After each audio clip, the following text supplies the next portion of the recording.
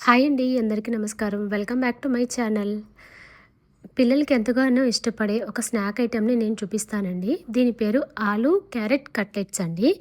దీనికోసం ముందుగా ఏమేమి తీసుకున్నానంటే ఆలు ఒకటి, క్యారెట్ ఒకటి, కొంచెం మైదా, ఉప్పు, కారం, గరం మసాలా, అల్లం వెల్లుల్లిపాయ పేస్టు, ఇంకా కార్న్‌ఫ్లేక్స్ ఉంటాయి కదండీ! వేయించుకునేవి ఉంటాయి కదా! అలాంటివి తీసుకున్నానండి.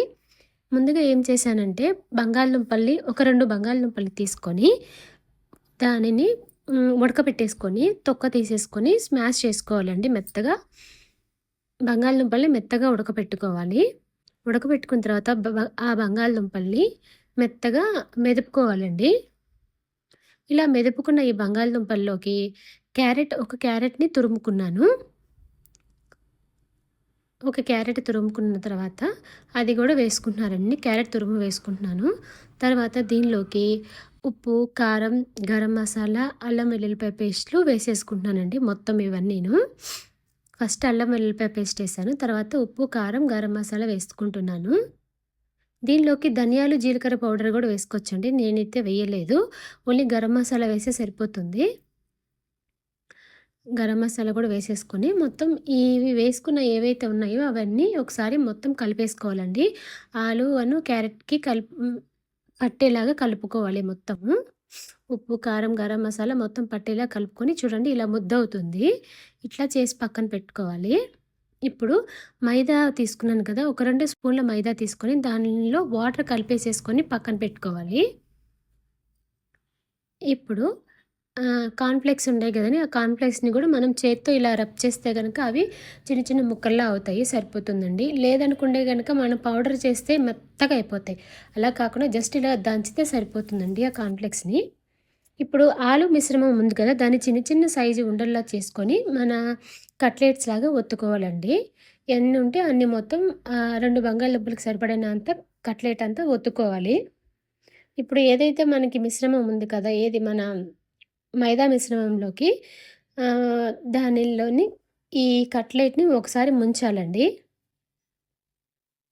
ముంచిన తర్వాత దీన్ని తీసుకెళ్ళి మళ్ళీ ఈ కార్న్‌ఫ్లేక్స్ ఉన్నాయి గదా! కార్న్‌ఫ్లేక్స్‌లోకి అద్దుకోవాలి. ఆ మైదా మిశ్రమం ఏం కనపడకుండా కార్న్‌ఫ్లేక్స్‌ని వాటిని అద్దాలి. ఇలా అన్నీ అద్దుకున్న తర్వాత బాండీ పెట్టుకొని ఆయిల్ డీప్ ఫ్రై చేసుకొని నూనె కాగపెట్టుకోవాలి. ముందుగా ఏదైతే మనం చేసుకున్నాం కదండీ! ఇలానే అన్ని కట్లెట్స్ అన్నీ చేసుకోవాలి. మైదా మిశ్రమంలో ఒకసారి ముంచుకోవాలి. తర్వాత మళ్ళీ ఈ కార్న్‌ఫ్లేక్స్‌లో ముంచి ఆయిల్‌లో డీప్ ఫ్రై చేసుకోవడమేనండి. ఇప్పుడు మనకి మైదా వద్దు అనుకుంటే గనక దీని ప్లేస్‌లోకి గోధుమ పిండి కూడా తీసుకోవచ్చండి. ఇవనేది మనం ఆయిల్ అనేది ఫస్ట్ వేసినవి బాగా మాడిపోతాయి కదండీ! దాన్ని తీసేసేసి సిమ్‌లో పెట్టుకొని మంట స్లోగా కాల్చుకోవాలండి. గోల్డెన్ కలర్ వచ్చేంత వరకు. ఆల్రెడీ మనకి బంగాళదుంప అనేది ఉడకబెట్టిన బంగాళదుంపే కాబట్టి ఎక్కువ టైం అనేది పట్టదు. ఒక 5-10 మినిట్స్ అండి అంతేను. ఇలా గోల్డ్ కలర్ వచ్చేంత వరకు వేయించుకొని తీసి పక్కన పెట్టుకోవాలండి.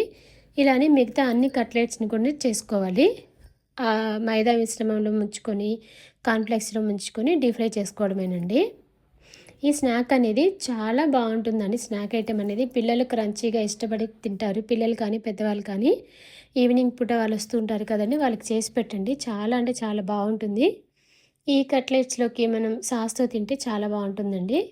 సాస్ కానీ, గ్రీన్ చట్నీ కానీ ఉంటే కదా! మనకి గ్రీన్ చట్నీ అంటే పుదీనా, పచ్చిమిర్చి అవి ఇవి వేసి చేస్తాం కదా!